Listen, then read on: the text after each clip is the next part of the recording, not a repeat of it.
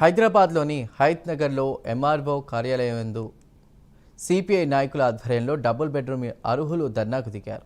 అనంతరం ఎంఆర్ఓను కలిసి వినతిపత్రం అందించారు. అర్హులైన ప్రతి ఒక్కరికి ఇందిరమ్మ ఇళ్లు కేటాయించి రేషన్ కార్డులు, ఆసరా పెన్షన్లు ఇవ్వాలని సిపిఐ నాయకులు డిమాండ్ చేశారు.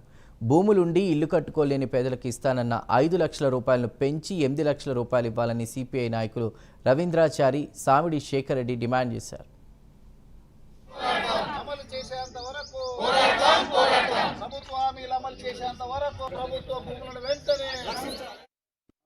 డబుల్ బెడ్రూమ్లు ఇవ్వకపోగా దాంతోపాటుగా రేషన్ కార్డు లేని కారణంగా ఇప్పుడున్నటువంటి ఇందిరమ్మ ఇండ్లకు సంబంధించి అప్లికేషన్లో రేషన్ కార్డు లేదని ఒక సాకుతో ఇందిరమ్మ ఇండ్లకు సంబంధించినటువంటి అభ్యర్థనను మీ సేవలో తిరస్కరించడం జరుగుతుంది. దాంతోపాటుగా అనేక సంవత్సరాలుగా డబుల్ బెడ్రూమ్ల కోసం ఉన్నటువంటి అప్లై చేసుకున్నటువంటి వారికి కూడా ఇండ్లు లేదు. ఈ ఎల్బీనగర్ నియోజకవర్గంలో దాదాపు 3,55,000 మంది నిరుపేదలైనటువంటి అర్హులైనటువంటి వారు ఉన్నారనేది ప్రభుత్వ లెక్కలే ఉన్నాయి. దాంట్లో ఇప్పటివరకు కూడా నాకు తెలిసి 5-10 వేలు కూడా ఇచ్చినట్టు సందర్భాలు లేవు.